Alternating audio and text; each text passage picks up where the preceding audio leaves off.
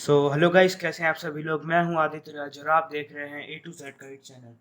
आज हम पढ़ने वाले हैं प्रॉफिट एंड लॉस के बारे में।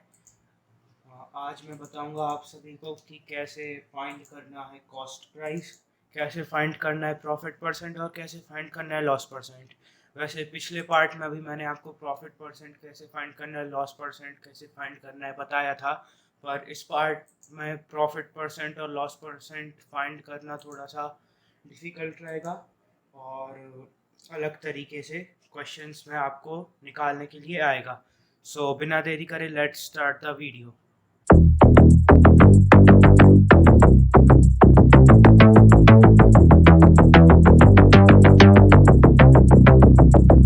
ये है प्रॉफिट एंड लॉस का सेकंड पार्ट। अगर आपको फर्स्ट पार्ट देखना है तो ऊपर ज़रा नज़र घुमाइए और देखिए, आपको मिल जाएगा प्रॉफिट एंड लॉस का फर्स्ट पार्ट। उस आई बटन पे टच करिए और आपको A to Z गाइड की प्लेलिस्ट मिलेगी, जिसमें सारे स्टडी वीडियोस भी रहेंगे और बाकी सारे टॉपिक्स भी रहेंगे। तो अब ध्यान देते हैं क्वेश्चन पे। Sameer purchased two calculators A and B at a total cost of ₹650। Sameer ने कैलकुलेटर A और B खरीदे टोटल कॉस्ट ₹650 पे। फिर उसने कैलकुलेटर A को 20% प्रॉफिट पे सेल करा और फिर कैलकुलेटर B को 25% लॉस पे सेल करा, पर दोनों के सेलिंग प्राइस सेम आए। फिर उन्होंने हमें फाइंड करने का बोला है cost price.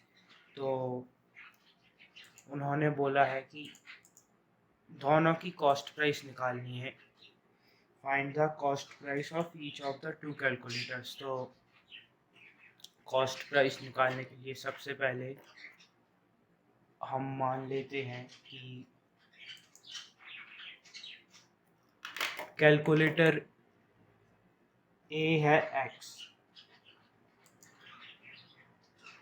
Cost price of calculator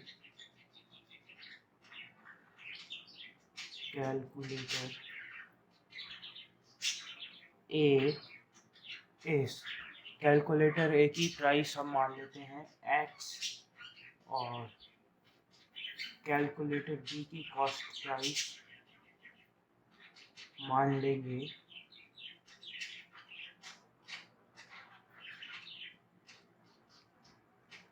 650 minus x. Calculator B की प्राइस 650 माइनस एक्स इसलिए मानेंगे क्योंकि देखो, सबसे पहले suppose total total cost price हो रही है 200, ठीक है।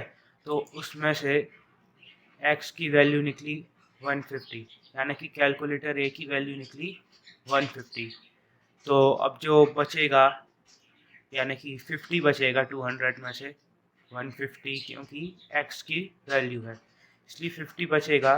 तो वही तो b की वैल्यू रहेगी ना, क्योंकि इसलिए सिर्फ a की वैल्यू अगर मिल जाएगी या फिर सिर्फ b की वैल्यू मिल जाएगी तो दूसरे की वैल्यू भी पता चल जाएगी।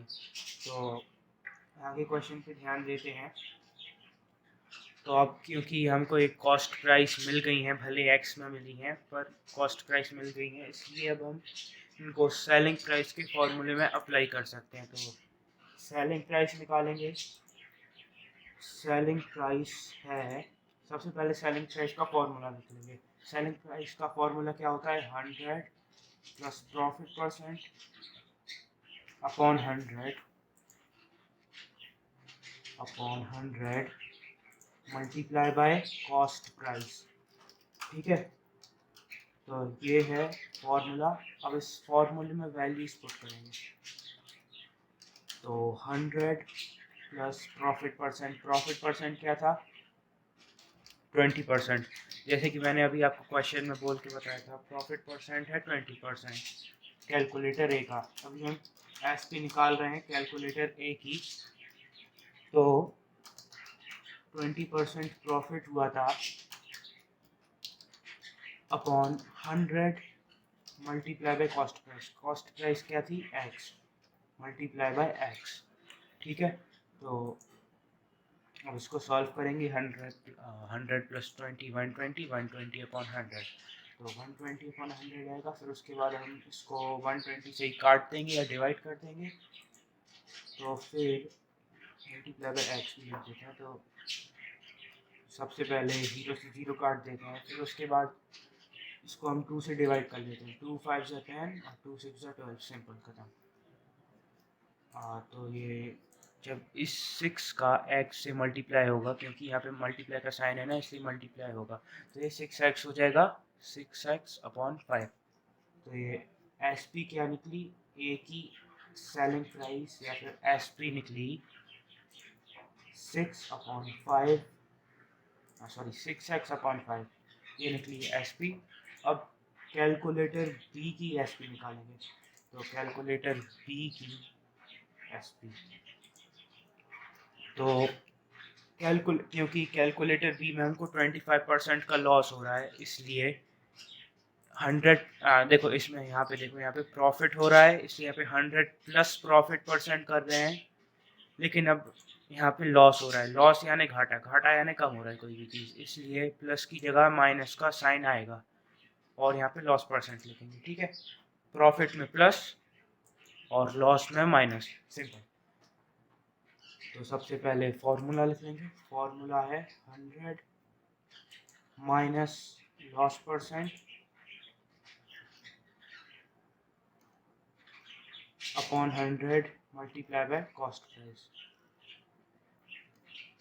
Multiply by cost price. फिर उसके बाद लॉस परसेंट कितना हो रहा है 25%, यानी कि 100 में से 25 का माइनस हो रहा है upon 100 multiply by cost price. क्या है कॉस्ट, 650 माइनस एक्स। ठीक है, तो 100 में से 25 माइनस करेंगे तो 75, 75 अपॉन 100, तो ये सिंपली 25 से कट जाएगा या फिर डिवाइड हो जाएगा, तो फिर 25 3 से 75 और 25 4 से 100, simple. Multiply by 650 minus x, तो हो जाएगा 3/4 मल्टीप्लाई बाय 650 माइनस एक्स। देखो अब इससे ज़्यादा ये सॉल्व नहीं हो सकता, इसलिए डी की सेलिंग प्राइस है 650, sorry 3/4 multiply by 650 minus x. ठीक है, तो अब आगे कंटिन्यू करते हैं, क्योंकि इनने स्टेटमेंट में बोला था कि दोनों की सेलिंग प्राइस सेम है, यानी कि ए की सेलिंग प्राइस मान लो 20 है, तो बी की भी सेलिंग प्राइस 20 है। ठीक है, इसलिए जब हम इस स्टेटमेंट को लिखेंगे तब हमको मिल जाएगा आंसर, तब हम आंसर के पास आ जाएंगे। तो इस स्टेटमेंट को लिख लेते हैं, A is equals to B, A is equals to B which is x, sorry 3 6 upon 5x,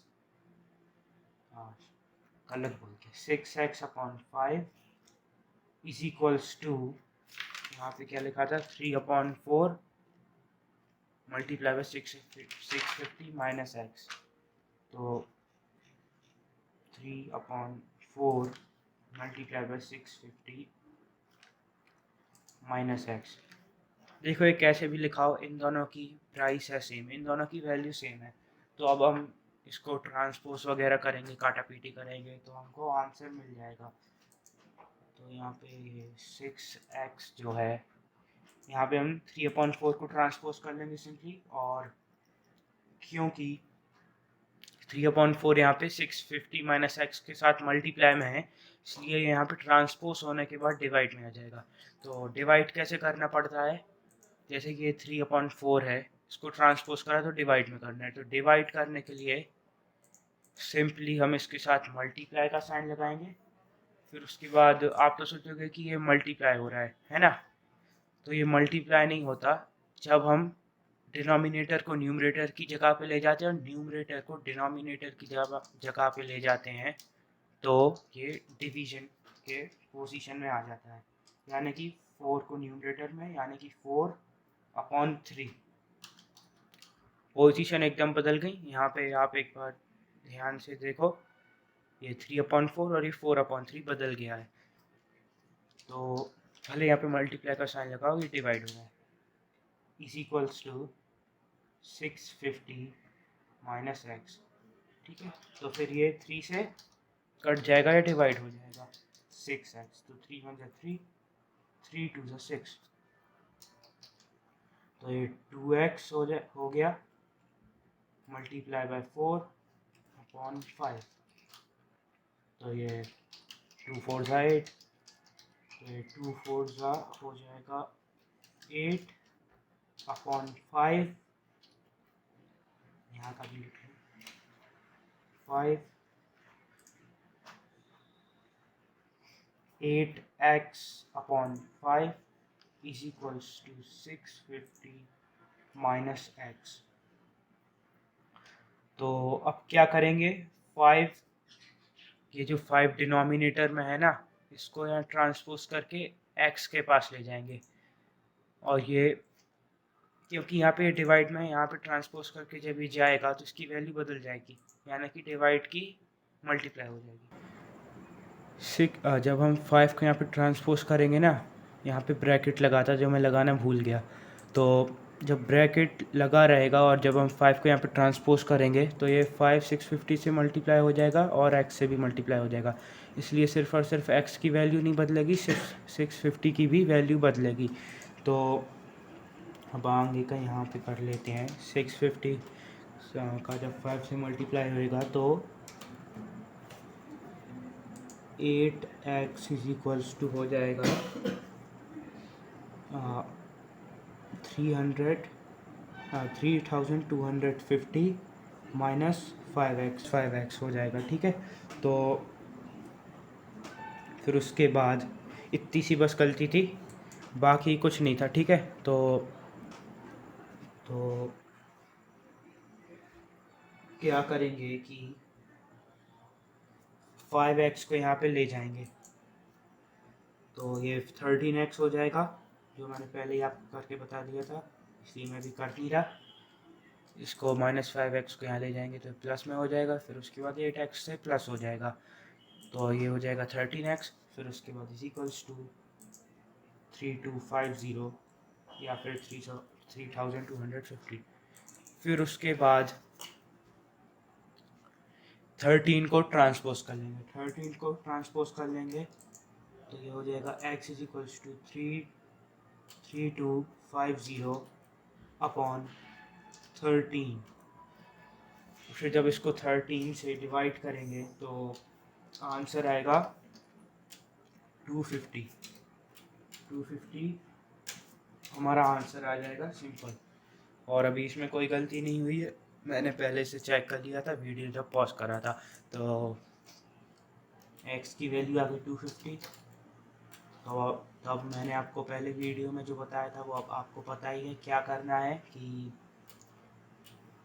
क्योंकि x की वैल्यू है 250 यानी कैलकुलेटर a की वैल्यू है 250, तो कैलकुलेटर b की वैल्यू रहेगी, क्या रहेगी, 650 माइनस 250। तो कैलकुलेट ये x is equals to 250, 650 minus x is equals to 650 minus x is equals to 650 minus 250। तो यहाँ पे ये आ जाएगा 400। ठीक है, तो कैलकुलेटर b की वैल्यू आई 400 और कैलकुलेटर a की वैल्यू आई 250। तो इन्होंने यही पूछा था कि इसकी वैल्यू क्या है। सेलिंग प्राइस तो दोनों का सेम है, लेकिन सॉरी कॉस्ट प्राइस दोनों का सेम है, लेकिन सेलिंग प्राइस अलग अलग था। नहीं, सेलिंग प्राइस सेम है, कॉस्ट प्राइस अलग अलग था। ये कॉस्ट प्राइस है और ये आंसर है। इस क्वेश्चन में थोड़ी सी कंफ्यूजन हो गई थी। और फिर अगला क्वेश्चन है question number 2। Vijay sells 2 books, that is one novel and one folk tale, for rupees 1955 each, gaining 15% on the one and losing 15% on the other respectively. Find her gain or loss percent on the whole transaction. इन्होंने बोला है कि विजया ने cell करी 2 books, जो कि एक novel थी और एक फोक टेल थी। दोनों ने उसको 1955 रुपीज़ में बेचा और एक पे उसको 15% का प्रॉफिट हुआ, यानी कि नोवेल पे उसको 15% का प्रॉफिट हुआ और फोक टेल पे 15% का लॉस हुआ। तो उनने बोला है कि जो भी हुआ हो, गेन हुआ हो या फिर लॉस हुआ हो, उसका परसेंट बताना है। तो प्रॉफिट या गेन हुआ हो या लॉस हुआ हो, वो करने के बाद ही पता चलेगा। तो चलिए क्वेश्चन करते हैं। तो सबसे पहले नोवेल का निकालेंगे, नोवेल की डिटेल्स निकालेंगे। तो नोवेल की उन्होंने हमको सेलिंग प्राइस दी है, सेलिंग प्राइस है नोवेल की 1955 रुपीज़ और गेन परसेंट है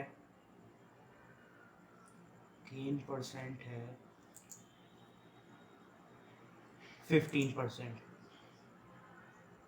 हमको क्या निकालना है, दोनों की प्राइस जोड़ने के बाद क्या हो रहा है, प्रॉफिट हो रहा है कि लॉस हो रहा है।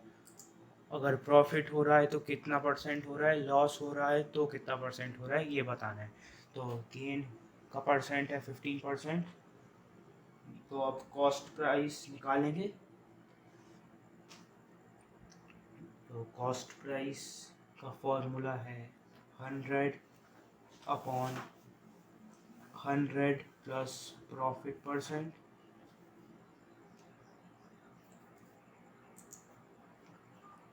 Multiply by selling price. तो अब वैल्यू पुट करने के बाद 100/100 प्लस प्रॉफिट परसेंट क्या है 15%, मल्टीप्लाई बाय सेलिंग प्राइस क्या है 1955।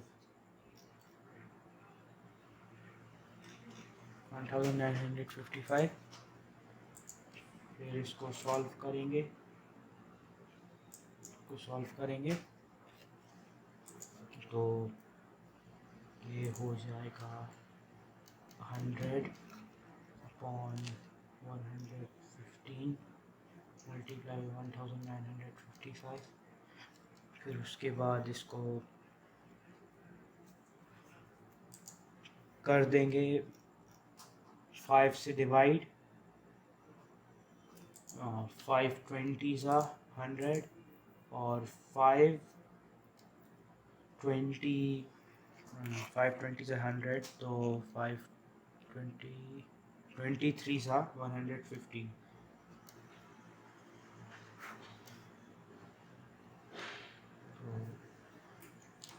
तो 20/23 मल्टीप्लाई बाय 1955।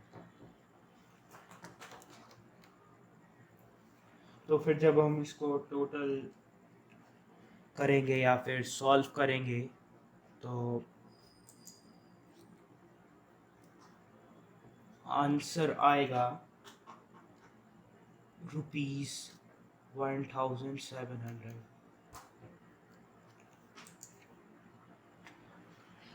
तो इसकी कॉस्ट प्राइस ये है, आप एक बार खुद ही सॉल्व करना, 1700 ही आएगा। फिर उसके बाद फोक टेल की कॉस्ट प्राइस निकालना है। इसकी कॉस्ट प्राइस निकल गई, अब फोक टेल की कॉस्ट प्राइस निकालना है। तो फोक टेल की कॉस्ट प्राइस भी सेम तरीके से निकालेंगे। तो फोक टेल में हमको क्या वैल्यूज दी गई हैं, सेलिंग प्राइस है फोक टेल में 1955 और लॉस परसेंट है फोक टेल में 15%। तो अब इसकी कॉस्ट प्राइस निकालेंगे।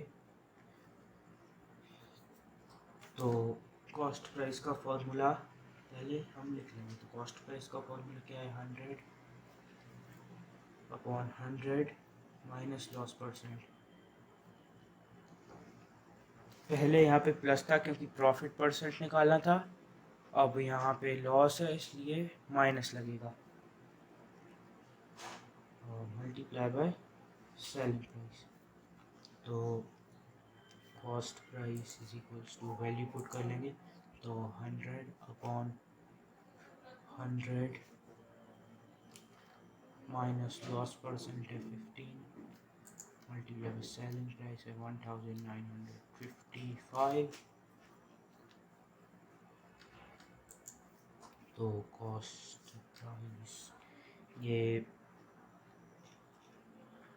हो जाएगी 100/85 मल्टीप्लाई बाय 1955। इसको कट कर लेंगे या डिवाइड कर लेंगे। तो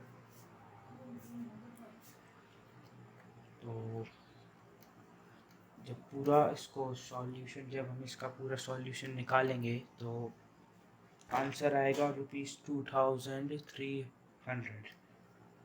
₹2300। ये मैंने पहले से लिख के रखा था इसलिए मैंने यहाँ पे लिख दिया है। आप एक बार घर पे खुद करके देख लेना, 2-3 मिनट लगेंगे। तो देखो कॉस्ट प्राइस हम निकाल क्यों रहे हैं, कॉस्ट प्राइस इसलिए निकाल रहे हैं क्योंकि हमको लॉस या प्रॉफिट पता चल पड़े। अगर कॉस्ट प्राइस सेलिंग प्राइस से ज़्यादा हुआ तो लॉस है, और अगर सेलिंग प्राइस कॉस्ट प्राइस से ज़्यादा हुआ तो प्रॉफिट है। तो अब हमको दोनों के कॉस्ट प्राइस मिल गए हैं। इसका क्या थी, नोवेल का कॉस्ट प्राइस है 1700 और फोक टेल का कॉस्ट प्राइस है 2300। तो इन दोनों को ऐड करेंगे और फिर उसके बाद सेलिंग प्राइस से उसका सब्सट्रैक्शन करेंगे। सब्सट्रैक्शन करेंगे या फिर मतलब लॉस होगी या प्रॉफिट होगा तब पता चलेगा। तो यहाँ पे लिखते हैं total cost price. Total cost price क्या है, 2300 प्लस 1700। तो ये हो जाएगी 4000 और फिर उसके बाद total selling price. Total selling price कितनी होगी, क्योंकि ये 1955 है इसलिए दोनों की 1955 है इसलिए उसका डबल हो जाएगा। तो 2 बार 1955 को प्लस भी कर सकते हैं या फिर सिंपली टू से मल्टीप्लाई कर सकते हैं। तो मल्टीप्लाई करने के बाद आंसर आएगा 3910। तो अब यहाँ पे आप देखो कि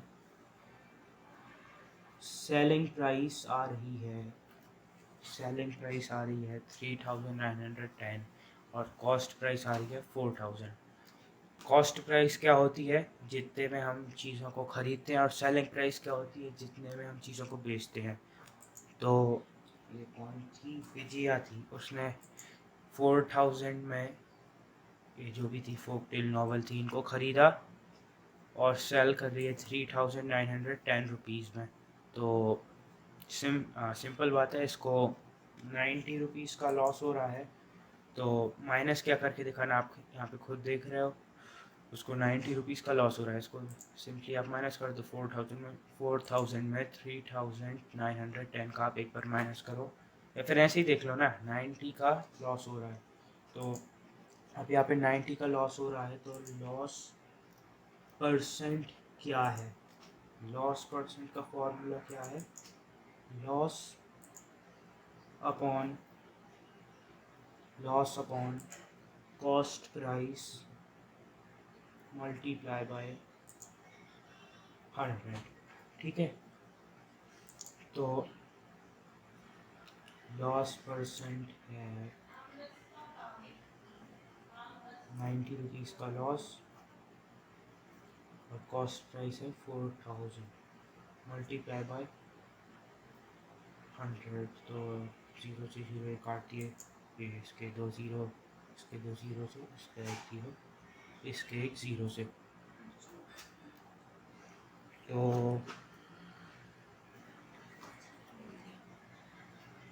तो फिर 9 से 1 का मल्टीप्लाई करेंगे तो 9 ही आएगा। फिर उसके बाद 4 का 9 से, मतलब सॉरी 9 का 4 से डिवीजन करेंगे तो आंसर आएगा 2.25%। ठीक है, तो लॉस परसेंट आएगा, चेक करने के लिए 2.25 को 4 से मल्टीप्लाई करके देखो आप एक बार, तो 2.25% का लॉस हो रहा है। ठीक है, तो अब एक और लास्ट क्वेश्चन है, Mohan purchased 8 wooden chairs costing 1500 each. He spent rupees 800 as transportation cost. He painted the panels with paint that costs rupees 8000. He sold four chairs for rupees 3000 each and 4 chairs for rupees 3200 each. Find his total profit or loss percent। ठीक है, तो एक मोहन नाम का लड़का है, उसने 8 wooden chairs खरीदी और हर एक का प्राइस था 1500, यानी 1500 मल्टीप्लाई बाई 8 होगी इसकी टोटल कॉस्ट प्राइस। ठीक है, तो he spend rupees 800 as transportation cost, उसने 800 रुपीज़ यूज़ करे ट्रांसपोर्टेशन के लिए। ठीक है, कहीं जाके ली होगी उसने, तो उसको 800 रुपीज़ लग गए ट्रांसपोर्टेशन में। और फिर उसके बाद he painted the panels with paint that cost 8000। तो उसने सारी चेयर्स को पेंट करने के लिए उसको कितने पैसे लग गए, 8000 रुपीज़ लग गए। तो अब आप बोलोगे कि यहाँ पे ये तो बताया ही नहीं था, ये 800 उसकी ट्रांसपोर्टेशन कॉस्ट है और 8000 ये कलर करा उसने, तो ये तो अभी तक आया ही नहीं है। तो ये क्या होते हैं, ये होते हैं ओवरहेड एक्सपेंसेस। ओवरहेड एक्सपेंसेस मतलब जितना भी ऊपरी खर्चा आया, सिर्फ और सिर्फ ये नहीं कि कितने में अपन ने ख़रीदा, जो अपने को एक्स्ट्रा प्राइसेस लग रहे हैं, एक्स्ट्रा चार्जेस लग रहे हैं, उनको ओवरहेड एक्सपेंसेस बोलते हैं। और जो शॉपकीपर होते हैं वो उनको कॉस्ट प्राइस में जोड़ देते हैं, क्योंकि उनको तो टोटल उतने पैसे लग रहे हैं ना उस चीज़ को पूरा प्रोसीड करने में, इसलिए ओवरहेड एक्सपेंसेस को कॉस्ट प्राइस से जोड़ देते हैं शॉपकीपर्स। तो अब अगला उन्होंने बताया कि ही sold 4 chairs for rupees 3000 each and 4 chairs for rupees 3200 each. उसने 4 चेयर 3000 में बेची और अगली 4 चेयर्स रुपीज़ 3200 में बेची। तो उसका टोटल प्रॉफिट और लॉस परसेंट बताना है। इन्होंने टोटल प्रॉफिट और लॉस परसेंट बताने को बोला है, तो टोटल प्रॉफिट या लॉस परसेंट निकालने के लिए पहले प्रॉफिट या लॉस पता रहना चाहिए, मतलब प्रॉफिट या लॉस पता होना चाहिए कितने का प्रॉफिट या लॉस आए। तो सबसे पहले क्या करेंगे कि मोहन ने जितना भी उसको ओवरहेड एक्सपेंस लगा और कॉस्ट प्राइस लगी उसको ऐड कर लेंगे, यानी कि 1500 हर एक वुडन चेयर की प्राइस है, तो उसको 8 से मल्टीप्लाई कर लेंगे। तो अब क्वेश्चन चालू करते हैं। ओरली बताऊँगा तो ढंग से समझ नहीं आएगा, है ना, आ भी गया तो याद नहीं रहेगा। तो क्वेश्चन 3 का आंसर है, सबसे पहले टोटल कॉस्ट प्राइस निकालना है ना। तो टोटल कॉस्ट प्राइस क्या है, सबसे पहले 1500 की एक चेयर है और क्वेश्चन में बोला उसने 8 चेयर खरीदी, तो मल्टीप्लाई बाय 8, 8 चेयर है इसलिए 8 से मल्टीप्लाई कर देंगे, सिंपल। फिर उसके बाद उसको 800 ट्रांसपोर्टेशन कॉस्ट लगी प्लस 800, साथ में 8000 का उसने पेंट भी कराया। तो ये ओवरहेड एक्सपेंस है, ये 800 और 8000, तो इन्हें भी जोड़ना पड़ेगा, तब जाके टोटल कॉस्ट प्राइस आएगी। तो सबसे पहले 1500 को 8 से मल्टीप्लाई करेंगे तो आंसर आएगा 12,000। 12,000 आ गया।